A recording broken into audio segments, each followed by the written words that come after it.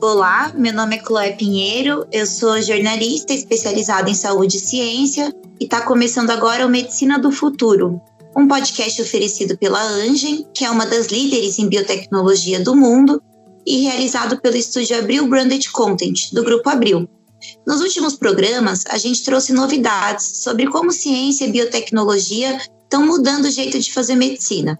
E hoje, para encerrar essa série, a gente vai falar de osteoporose, uma doença que atinge 10 milhões de brasileiros e afeta não só a saúde, mas mobilidade, independência e qualidade de vida.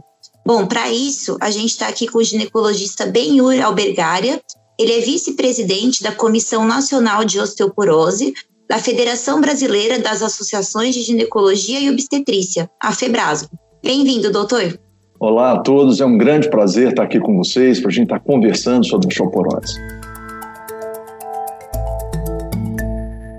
Bom, quando a gente envelhece, é natural perder um pouco da saúde óssea, né? Mas em algumas pessoas esse processo chega ao nível da osteoporose, uma patologia que fragiliza o esqueleto e pode levar a fraturas de quadril, coluna, punho, entre outros ossos, sem que a pessoa tenha que fazer um grande esforço para isso. Às vezes as fraturas são espontâneas. Elas aumentam de frequência com a idade e afetam bastante a qualidade de vida. Então, para começar, doutor, quero que você explique para a gente o que é a osteoporose e quais são as consequências da doença. A definição mais atual que nós temos de osteoporose é de uma doença esquelética sistêmica que é caracterizada pelo comprometimento da resistência óssea. Lembrando sempre que a resistência óssea é um conceito que integra dois aspectos, tanto aspectos quantitativos, como a densidade mineral óssea, como também como aspectos qualitativos, como a remodelação óssea, a taxa de mineralização, a microarquitetura óssea. Na osteoporose há comprometimento desses dois aspectos da resistência. E isso vai predispor esses pacientes a um risco aumentado de fraturas. Na verdade, são as fraturas da osteoporose a maior consequência dessa doença.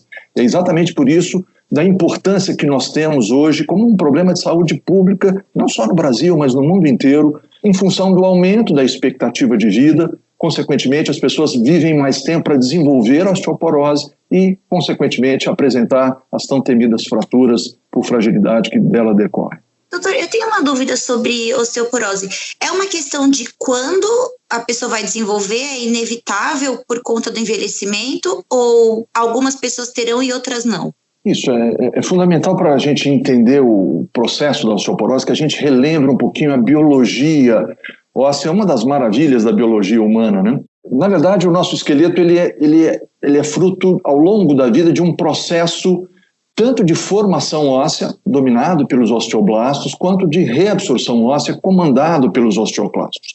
Nós lembramos que durante a infância e a adolescência há um predomínio da formação sobre a reabsorção óssea. E, consequentemente, pelo menos até os 20 anos aproximadamente, nós atingimos o que nós costumamos chamar do pico de massa óssea. É a quantidade máxima de densidade mineral óssea que o ser humano vai acumular. Grande parte desse processo está sob influência genética, e por isso nós sabemos que homens têm mais massa óssea do que mulheres, afrodescendentes têm mais massa óssea do que caucasianos, por exemplo, né? Outros fatores também são importantes na aquisição desse pico, como a questão da parte hormonal, da atividade física, mas certamente 80% do pico de massa óssea é geneticamente determinado. Na fase adulta, nós temos um equilíbrio dessa remodelação óssea. Formação e reabsorção estão equilibrados. Eu reabsorvo a mesma quantidade que eu formo de osso. E nesse momento da vida, a presença dos hormônios sexuais, a testosterona no homem e o estrogênio na mulher, são fundamentais para manter em equilíbrio esse processo. Com a chegada da menopausa e com o envelhecimento, mas principalmente da menopausa na mulher, essa perda aguda de estrogênio é o grande responsável pelo esse excesso de perda que a mulher apresenta em relação ao homem. A osteoporose masculina também é uma preocupação. Com o envelhecimento, há uma diminuição da produção de testosterona testicular, o que faz com que esse homem, numa idade mais avançada do que a mulher, também apresente, né? Mas certamente toda essa evolução explica que a osteoporose, no fim do dia, é uma combinação de você não ter atingido o pico adequado de massa óssea ou você ter uma perda acelerada nos anos, principalmente na pós-menopausa ou após os 50 anos nos homens. Aproveitando que você já começou a falar de menopausa, minha próxima pergunta é sobre essa alta incidência no público feminino, né? Para a gente ter ideia, 1 em cada 3 mulheres maiores de 50 anos vai ter fraturas por conta da osteoporose. Quando a gente está falando de homens, é um índice de 1 a cada 5, né? Então, realmente é muito mais comum em mulheres. Até tem estimativas falando de mais de 200 milhões de mulheres no mundo convivendo com o problema. Então, além dessa questão hormonal, doutor, queria entender um pouco mais por que elas são mais suscetíveis à doença, ou se é só uma questão hormonal, e se tem fatores nelas que aumentam ainda mais esse risco quando a menopausa chega. Então, na verdade, nós temos que entender esse aspecto particular da epidemiologia da osteoporose na mulher sob 3 ângulos. Primeiro, porque as mulheres atingem um pico menor de massa óssea. Então, ou seja, como se eu tivesse uma conta de banco onde menos depósito foi feito, porque geneticamente elas acumulam menos osso. Quando elas entram na menopausa, elas experimentam uma transformação hormonal única das mulheres. Enquanto que nos homens o envelhecimento vai produzindo uma diminuição paulatina da produção hormonal, na mulher nós temos uma cessação aguda e maciça da produção de estrogênio, o que faz com que a remodelação fique desequilibrada com um predomínio excessivo da reabsorção sobre a formação. E o terceiro aspecto é que a expectativa de vida das mulheres é geralmente maior do que a dos homens. Então elas vivem mais tempo num momento de perda do que os homens. Consequentemente, a combinação desses 3 fatores, menor pico de massa óssea, maior perda hormonal em função da menopausa e maior expectativa de vida, explicam os números da epidemiologia, onde nós temos um predomínio muito maior das mulheres. Após os 50 anos, como você mencionou, de cada 2 mulheres, uma vai apresentar uma fratura osteoporótica ao longo da vida, o que é diferente dos homens. Exatamente essa combinação que coloca ser mulher como um fator de risco para a osteoporose. O estilo de vida tem alguma coisa a ver com esse risco depois dos 50? Pensando em tabagismo, atividade física, alimentação? Quando nós pensamos na massa óssea, obviamente há um conjunto de fatores que modulam a saúde esquelética, né? A genética é uma parte importante, os hormônios são uma parte muito importante, mas é óbvio que o nosso osso é basicamente formado de cálcio e fósforo, de minerais que dependem de que você tenha uma ingesta adequada desses minerais ao longo da sua vida. Então, uma ingesta adequada de cálcio e fósforo e proteína é muito importante. Para que esses minerais sejam absorvidos, há um papel fundamental da vitamina D. A absorção intestinal, tanto de cálcio e de fósforo, é dependente da vitamina D. Há hábitos de vida que prejudicam esse equilíbrio dessas vitaminas e da absorção do cálcio, como, por exemplo, o tabagismo, o alcoolismo. Certamente eles estão muito associados à perda esquelética maior e são hábitos que devem ser evitados ou abolidos se eu quero promover a saúde esquelética. Há uma série de doenças também, várias doenças endócrinas, doenças hematológicas, doenças gastrointestinais, doenças autoimunes, que levam a um desbalanço da remodelação, favorecendo a reabsorção óssea. Há medicações também que nós utilizamos para o tratamento de uma série de doenças, mas que podem ter como efeito colateral um aumento da reabsorção óssea. Então, na verdade, o médico tem que estar atento não apenas às causas primárias de osteoporose, que é o envelhecimento e a menopausa, né? Mas também a essas causas que nós chamamos de causas secundárias, que além do envelhecimento e da menopausa, levam adicionalmente à perda de cálcio. Então, o médico, quando ele está avaliando uma paciente que tem uma baixa densidade mineral óssea na densitometria, ele precisa de saber que o diagnóstico de osteoporose pós-menopausa ou osteoporose no envelhecimento, nós chamamos de osteoporose involucional, tipo 1, é um diagnóstico de exclusão. Ele precisa de excluir outras doenças, outras condições clínicas que podem contribuir para que a reabsorção predomine sobre a formação, consequentemente levando a osteoporose e risco de fratura. E exatamente sobre o papel do médico, já emendando, até por conta dessa incidência em mulheres mais alta, o ginecologista tem um papel-chave, né? Tanto na detecção quanto no controle da doença. Então, queria que o senhor explicasse qual é o papel dessa especialidade, tanto do ponto de vista preventivo quanto do tratamento mesmo. Certamente a osteoporose é uma doença que pode e deve ter um manuseio multidisciplinar, né?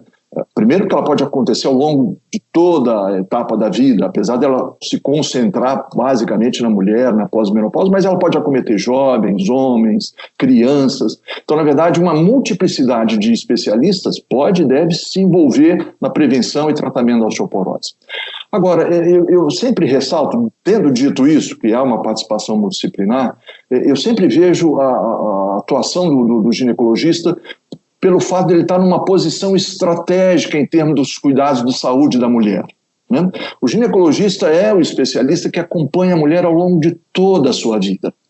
Essa mulher habitualmente vai, periodicamente, na maioria das vezes anualmente, ao ginecologista para fazer a avaliação da sua saúde ginecológica, prevenção de câncer, acompanhamento na fase reprodutiva, ou seja, diferentemente dos outros especialistas, o ginecologista tem uma oportunidade singular. Ele vai estar vendo essa mulher em todas as fases da sua vida, o que permite que ele precocemente identifique fatores de risco naquela mulher que possam sugerir que ela está sob risco maior do que as outras pacientes que normalmente ele atende. Como a osteoporose é uma doença silenciosa, até que ocorra a fratura, são décadas perdendo massa óssea sem nenhum sintoma, mas a sua presença pode ser chamada a atenção do ginecologista pela presença de fatores de risco. Mulheres que são muito magras, que têm uma história familiar de osteoporose, mulheres que já tiveram fratura, mulheres tabagistas e uso de álcool, que tenham doenças que possam predispor à perda óssea. Então, ou seja, o ginecologista tem essa oportunidade, pela posição que ele ocupa no atendimento à saúde da mulher, de identificar precocemente e tratar precocemente essa doença. Esse é o primeiro diferencial do ginecologista. O segundo que eu penso ser muito importante é que nós podemos tratar, a osteoporose é uma doença progressiva. A osteoporose caminha para uma osteoporose mais grave, ocorrência de fratura, ou seja, há estratos de risco. O ginecologista tem a oportunidade também de identificar precocemente, nos primeiros passos dessa progressão. Então, se ele intervir precocemente, certamente o ônus, a carga de fratura que nós temos será muito diminuída. É óbvio que eu tenho que tratar a osteoporose em qualquer momento que ela apareça, mas se eu consigo fazer o diagnóstico precoce, certamente eu serei capaz de evitar a progressão para formas mais graves e certamente eu reduzirei consideravelmente a ocorrência de fraturas. Então, é um desafio do ginecologista incorporar, exatamente pela posição privilegiada que ele tem em relação à assistência à saúde da mulher, essa missão de identificar e corrigir precocemente a osteoporose feminina.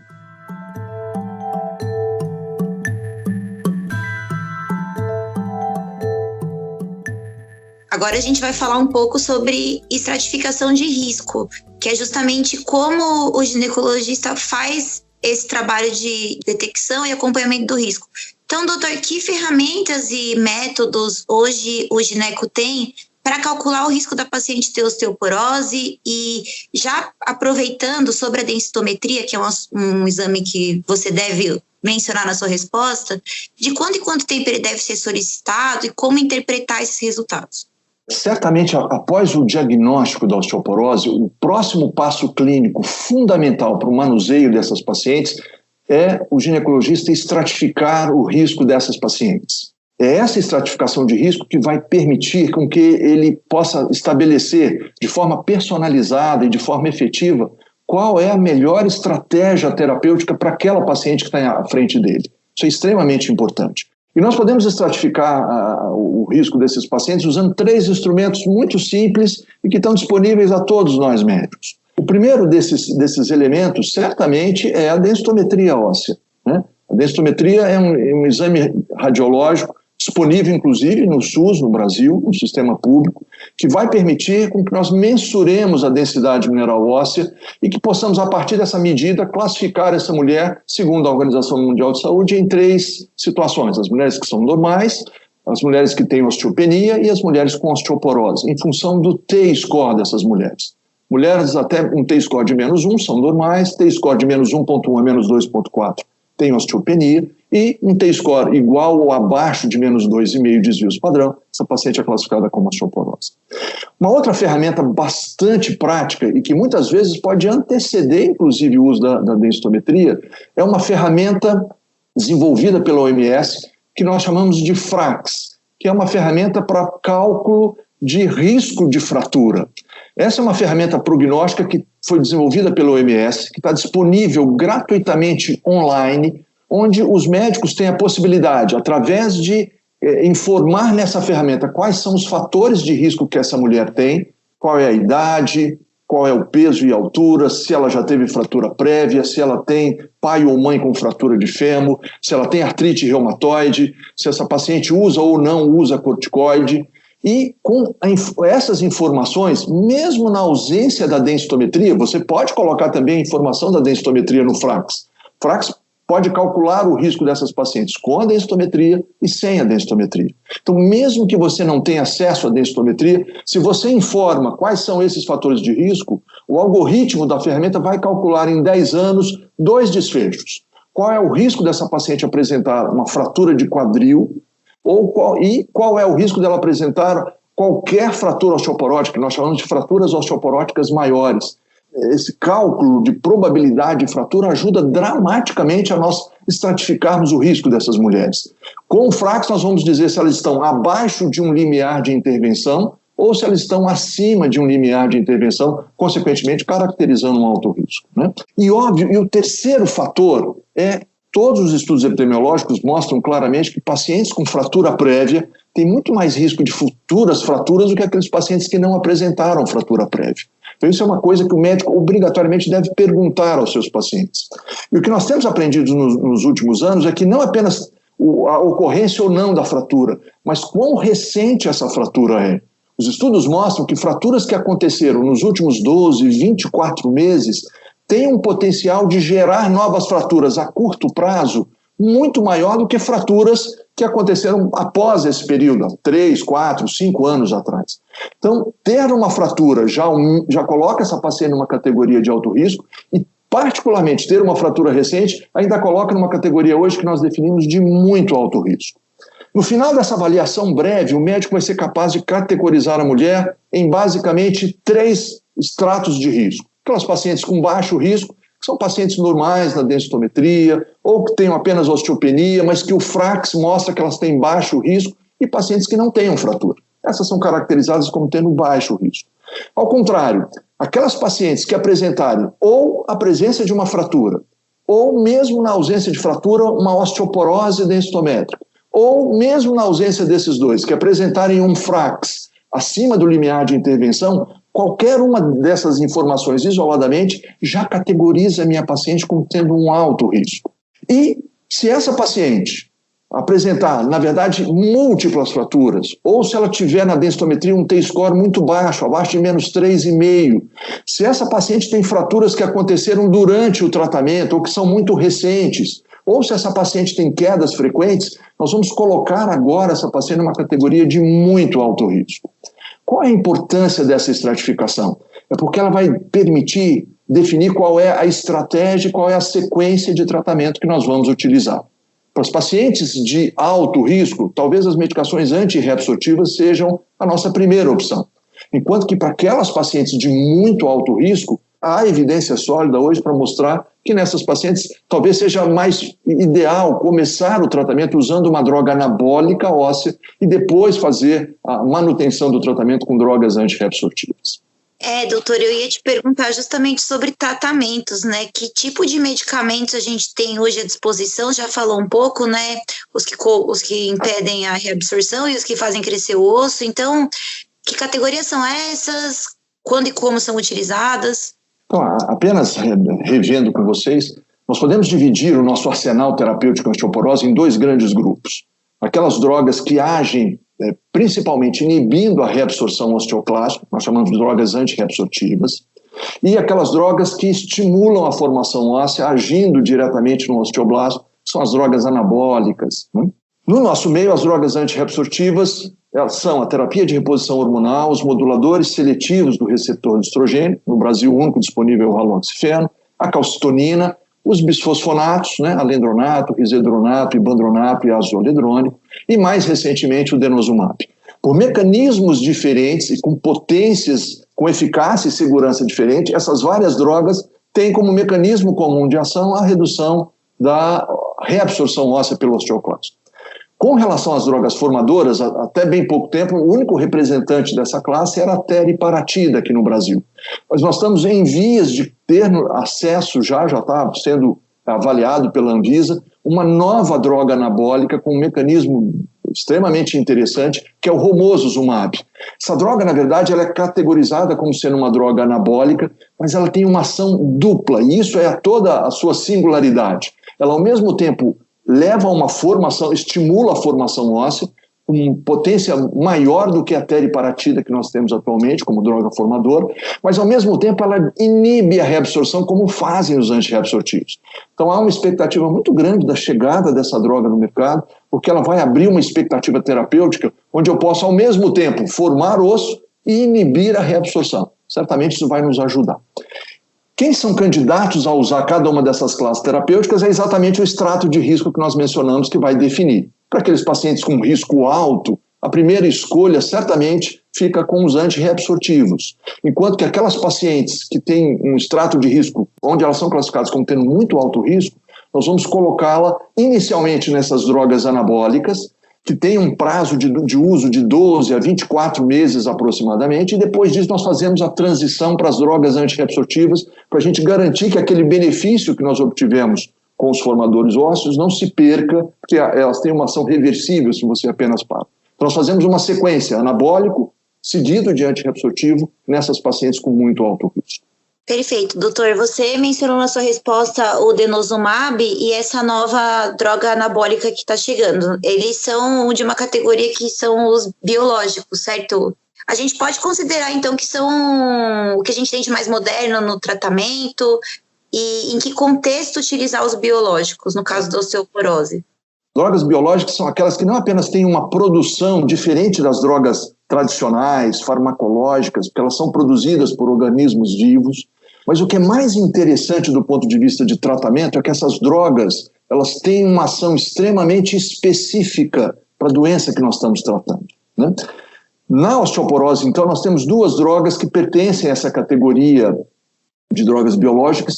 Na classe dos antirreabsortivos, nós temos o denosumab, e na classe dos formadores, nós temos o romosozumab. Essas duas drogas são anticorpos monoclonais que têm efeitos muito específicos nas células que estão relacionadas à reabsorção óssea, no caso do denosumab.